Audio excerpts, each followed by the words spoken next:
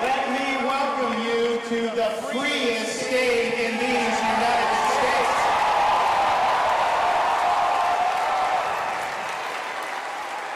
We were lucky to have CPAC in 2021, and I'm happy to inform you, 2021, Florida set an all-time record for domestic tourism coming into our state.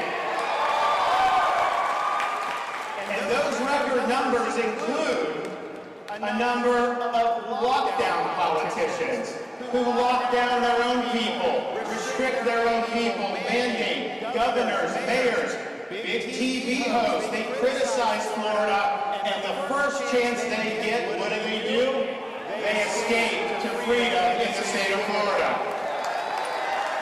And why do even these biggest critics and lockdowners come to Florida? Well, I think it's simple. From the very beginning, we refused to let this state descend into some type of Faucian dystopia where people's freedoms are curtailed and their livelihoods are destroyed. We protected people's rights. We protected people's jobs. We protected small businesses, and we made sure that every kid in the state of Florida had an opportunity to go to school in person 5 days a week.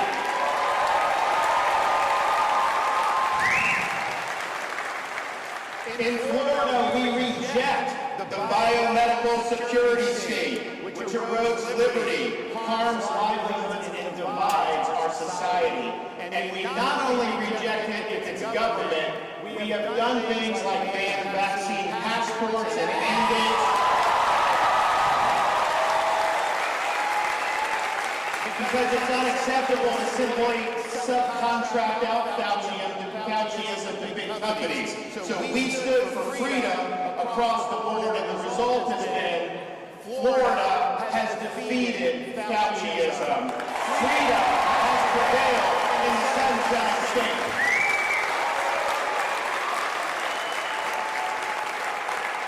And Florida led when it counted. We led early on when the weight of the world was coming, bearing down on our shoulders.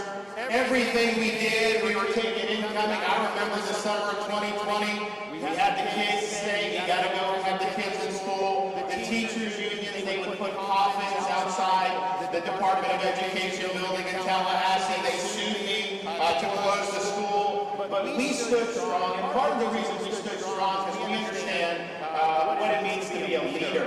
Not just be a politician that twists in the wind, but be willing to make the tough decisions. I look back at President Eisenhower's farewell address. Many of you remember it because he warned about the military-industrial complex. That was smart. He was right. But if you read that speech, he also warned about the dangers of a rising scientific and technological elite. Government was funding more scientific research, and he said when that happens, there's a danger that public policy can be held captive by this scientific elite. And he said, the job of a statesman is not to subcontract out your policy to health bureaucrats or other type of bureaucrats. The job of the statesman is to lead, to take all the interests in society and make sure you're doing what's in the public good. So many governors over the last 2 years would simply defer to health bureaucrats because it was a safe thing to do politically. If things went bad, they can say, hey, the bureaucrats told me I had to do this. Yeah, you lost your job. Sorry, your business is done. The kids were locked out of school, but they're telling me I have to do this. That is not what we did in Florida. And we did it when it wasn't popular. We did it when we were taking fire. And we did it because my duty is to stand up and protect the freedoms and the jobs of the people I represent. And if that puts me in political jeopardy, then so be it. I will stand with that. I'm not going to try to protect my own guy.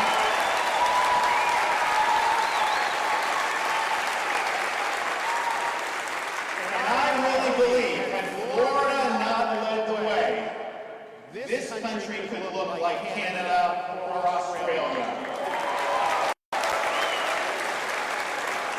We sometimes take freedom for granted. You should not do that after the last 2 years. It is contested. The left does not want to honor our freedoms, and we have responsibility to fight back on all fronts. People are coming to Florida because they want freedom. Even our critics are doing it, but I can tell you there's one fella that just hates Florida. His name is Joe Biden. He's always criticizing us, always trying to take pot shots at Florida. He does things like take our medication. He stiffs storm victims of relief just because he doesn't like the governor. He doesn't like Florida, he doesn't like me because we stand up to him. That's why he doesn't.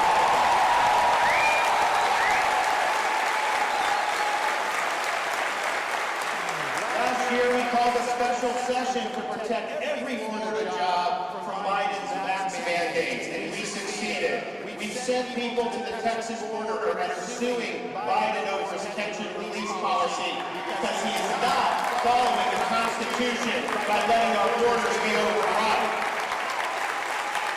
We stand up against the league on crime policies that is ravaging cities all across the country, what he supports, and we are standing against his reckless fiscal policies where they printed trillions of dollars, and now we have rampant Biden-inflation. The inflation is because of his policies, and we're not going to let anyone forget that. So all told, he's had the worst first year of any president since the 1800s.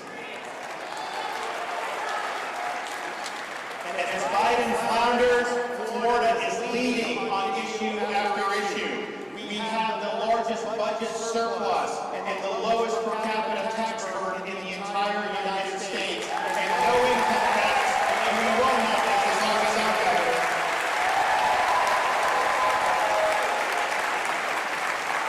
When I became governor, Florida had the most liberal state Supreme Court in the country. I replaced 3 liberal justices with conservative judges. We now have the most conservative Supreme Court in the country.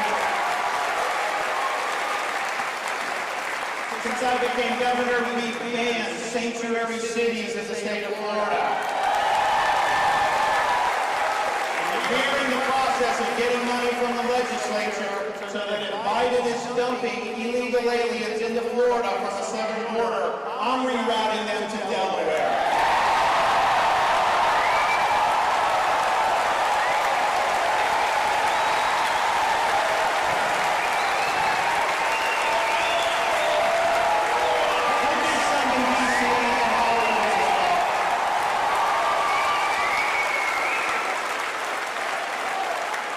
Florida leads the nation in school choice, and we have liberated hundreds of thousands of young kids who are living in poverty to get an education and make the most of life's opportunities. We in Florida were one of the first states to stand up and protect women's athletics. We're not going to let young girls and women athletes have opportunities denied to them because of ideology and political correctness. We were the first big state to legislate against big tech censorship because they want to silence us, they want to deplatform us, and we cannot have a free society if most of the speech in this country is controlled by a handful of left-wing oligarchs in Silicon Valley.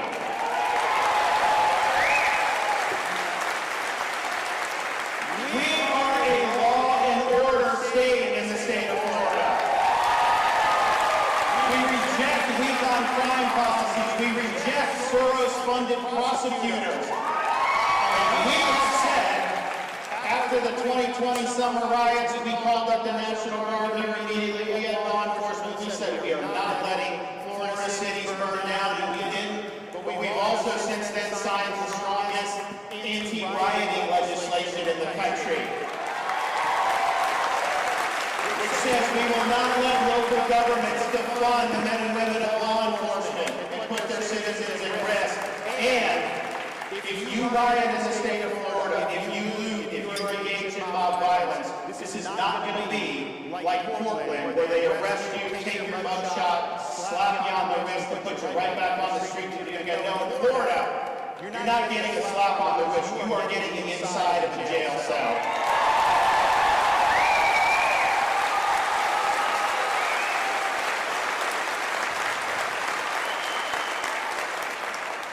Because we will not spend taxpayer money to teach our kids to hate our country or to hate each other, we have banned CRT.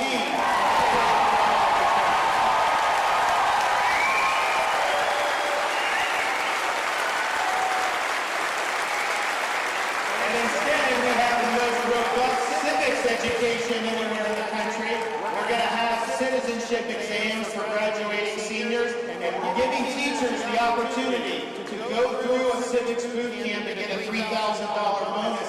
Yes, we're against CRT, but what are we for? I'm for the Constitution. I'm for the Bill of Rights. We need to have our young people understand what that means.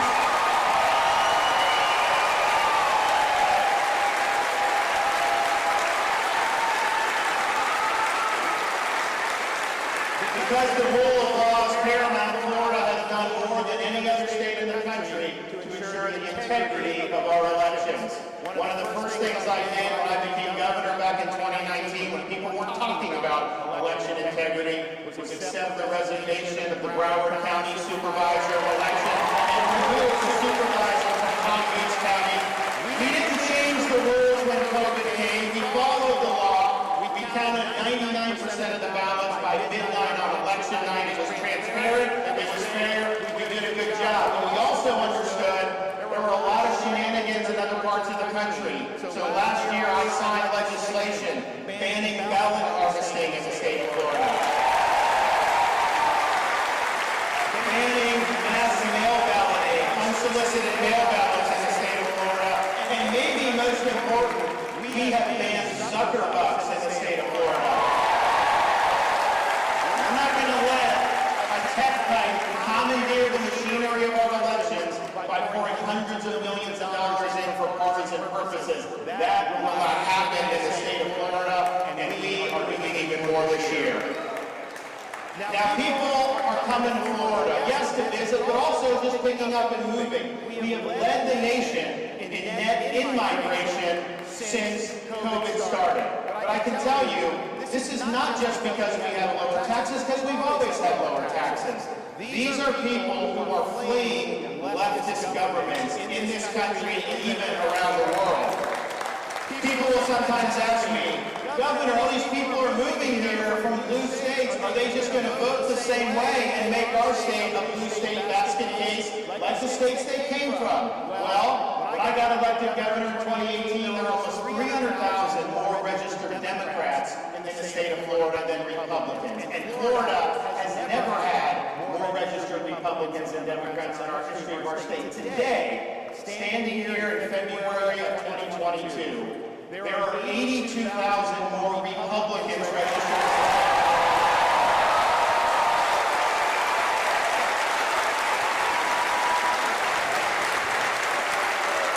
And it's not just people coming from blue states.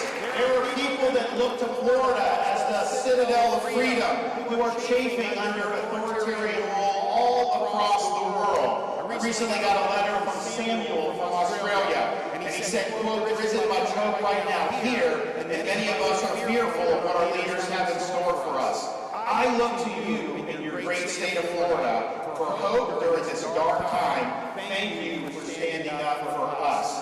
We have done that. Canadians are writing in, Australia, Europe, you name it. And I think they understand what the stakes are, and they look to us of what protecting freedoms and law means. And I think about what the left's trying to do. I got into politics about 10 years ago. I ran for Congress. I had never been involved. And my mission was largely to stop Barack Obama, who was president at the time. I even wrote a book, which was read by about a dozen people, that talked about some of the problems, how it was not consistent with the values that the country was founded on, and I stand by that. Those were good fights, important fights. But I gotta tell you, I look back at that time, it almost seems a little quaint to me. Because the threats we face to freedom, the threats we face to a just society are much more pervasive than they were just 10 years ago. I mean, think of what the left wants to do. What are their political aims? If if they had just elected a couple more U.S. senators, they were going to hack the U.S. Supreme Court. They were going to make D.C. a state, so they'd have two radical left-wing Democrat senators for life. They were going to abolish the Electoral College, so California could elect the president, and they wanted to federalize fraudulent ballot practices. Now, say what you want about that. That is not an agenda that very many American families are sitting across the dinner table from each other saying, oh man, I wish we could make D.C. a state, or I wish we could pass the Supreme Court. No, that's not what people have on their mind. They're concerned about gas prices, crime, the border, all the disorder around the world. That's what they're concerned about. They're doing that, though. The left wants to do that because their goal is not to make our country great. It's to marginalize the conservative half of the country. They want us to be powerless. They want us to be voiceless. They want us to be second-class citizens. And what are these ideological claims?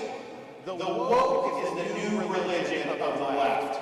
And this is what they have in mind. That's why they want CRT, because they want to divide the country. That's why they removed statues of Thomas Jefferson and Abraham Lincoln and Teddy Roosevelt. Take George Washington's name off schools, because they want to erase that history. They want to delegitimize our founding institutions, and then they want to replace that with their left-wing ideology as the foundational principles of our modern-day society. Wokeism is a form of cultural Marxism. It is not just about raising taxes or bad economic policy. It's about tearing at the fabric of our society and trying to replace it with something that will be much, much more sinister. And the problem that we face as conservatives is a lot of major institutions in our country have become infected with this woke virus. You look at academia, do we even need to discuss that? Their main objective now is to impose an ideological worldview on the people that come through their universities. You look at corporate America, they're mentioning it. They're opposing voter ID. Many of them make a lot of money from Chinese slave labor, but they don't want voter ID in the United States. So they are engaging in woke activism. You look at our bureaucracy and how totally off the rails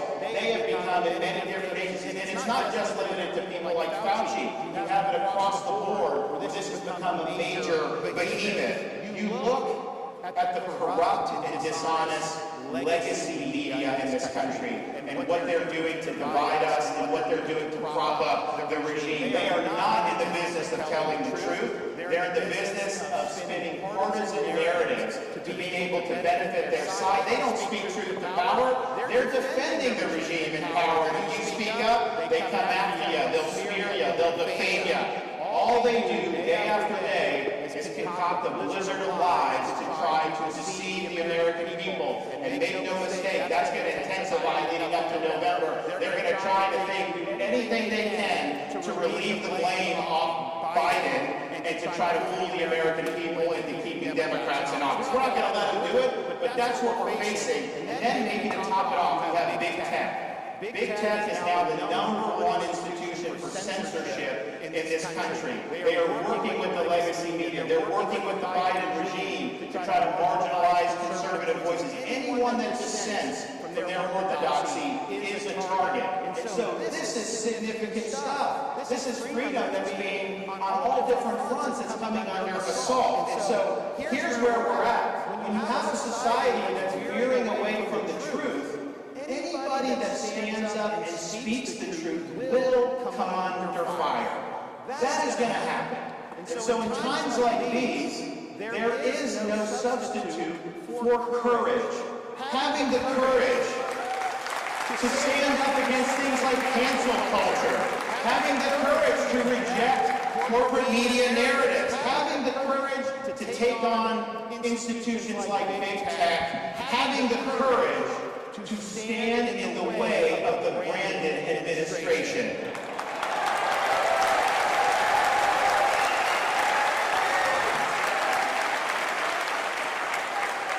So we have an opportunity to make 2022 the year that America fought back. We're going to lead the charge here in Florida, but we need people all over the country to be willing to put on that full armor of God, to stand firm against the left schemes. You'll be met with flaming arrows, but the shield of faith will stop them. You will emerge victorious. So I can tell you this in Florida, we will be standing our ground. We'll be holding that line. We are not going to back down. We've accomplished more in this state than anyone thought possible, but I can tell you this. We have only begun to fight. Thank you all. God bless you.